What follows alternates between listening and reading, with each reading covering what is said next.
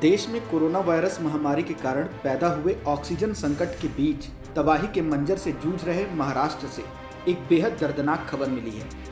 महाराष्ट्र के नासिक में डॉक्टर जाकिर हुसैन अस्पताल के बाहर ऑक्सीजन टैंकर लीक होने से 22 लोगों ने दम तोड़ दिया। लीकेज के कारण अस्पताल में 30 मिनट तक ऑक्सीजन सप्लाई ठप पड़ गई। इसके कारण वेंटिलेटर पर रखे गए मरीजों तक ऑक्सीजन नहीं पहुंची और 22 मरीजों ने दम तोड़ दिया। रिपोर्ट्स के मुताबिक ऑक्सीजन की सप्लाई रुकने के बाद कई लोगों की हालत गंभीर बनी हुई है। महाराष्ट्र के स्वास्थ्य मंत्री राजेश टोपे ने कहा कि संभवतः ऑक्सीजन सप्लाई में आई रुकावट की वजह से इन मरीजों की मौत हुई है। महाराष्ट्र के स्वास्थ्य मंत्री राजेश टोपे ने बताया, टैंकर के वाल्व में खराबी के चलते इतनी बड़ी मात्रा में ऑक्सीजन का रिसाव हुआ। यह निश्चित है कि अस्पताल पर इसका असर जरूर हुआ होगा, लेकिन हमें अभी और जानकारी हासिल करनी है। पूरी जानकारी मिलने के बाद हम प्रेस नोट जारी करेंगे। जिला कलेक्टर के मुताबिक इस हादसे में मरने वालों की संख्या अब 22 हो गई है। पहले हादसे में 11 लोगों के मारे जाने की जानकारी मिली थी। अस्पताल में करीब 171 मरीजों को ऑक्सीजन दी जा रही है। महाराष्ट्र के एक अन्य मंत्री डॉक्टर राजेंद्र सिंगड़े ने ऑक्सीजन लीक को लेकर कहा, यह दुर्भाग्यपूर्ण है। शुरुआती जानकारी के मुताबिक हमें 11 लोगों की मौत के बारे में पता चला था। हम विस्तृत रिपोर्ट पाने की कोशिश कर रहे हैं। हमने जांच के भी आदेश दे दिए हैं।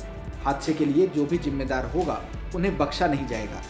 नासिक के डिविजनल कमिश्नर राधाकृष्ण गामे ने कहा, यह दुर्भाग्यपूर्ण घटना सुबह 10 बजे हुई जब ऑक्सीजन टैंक में खराबी आ गई। अस्पताल प्रशासन ने कुछ मरीजों को शिफ्ट किया, फिर भी ऑक्सीजन प्रेशर कम होने की वजह से 22 मरीजों की मौत हो गई। घटना के बाद मरीजों के रिश्तेदार वार्ड में घुस गए और हंगामा करने लगे।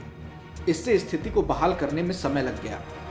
बता दें कि महाराष्ट्र में कोरोना वायरस के बढ़ते संक्रमण की वजह से हालात बेहद खराब हैं और कई जिलों में ऑक्सीजन की भारी कमी है। इस कारण कई मरीजों को अपनी जान गंवानी पड़ रही है। इस हालात में राज्य सरकार ने केंद्र से अनुरोध किया था कि हवाई मार्ग के जरिए ऑक्सीजन की सप्लाई राज्य में करवाई जाए, ताकि मरीजों को सही समय पर ऑक्सीजन मुहैया हो सके।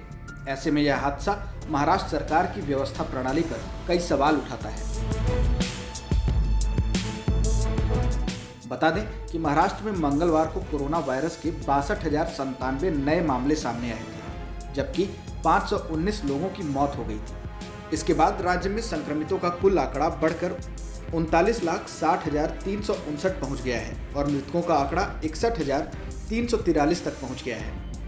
स्वास्थ्य विभाग के अधिकारी ने बताया कि पिछले 24 घंटे में कोविड-19 से 54,224 लोगों को संक्रमण मुक्त होने के बाद छुट्टी दे दी गई, जिसके बाद ठीक हो चुके लोगों की कुल संख्या बढ़कर 32,13,464 हो गई है। महाराष्ट्र में एक्टिव रोगियों की कुल संख्या 6,83,856 हो गई है। फिलहाल इस वीडियो में इतना ही। अगर कोई सवाल और सुझाव है तो हमें कमेंट बॉक्स में ज़रूर बताएं। देश और दुनिया की ताज़ा तरीन खबरों की अपडेट्स के लिए हमारे चैनल लोकमत हिंदी को सब्सक्राइब करना न भूलें। अगर आप ये वीडियो फेसबुक पर देख रहे हैं तो हमारे पेज को फॉलो ज़रूर कर लीजिए।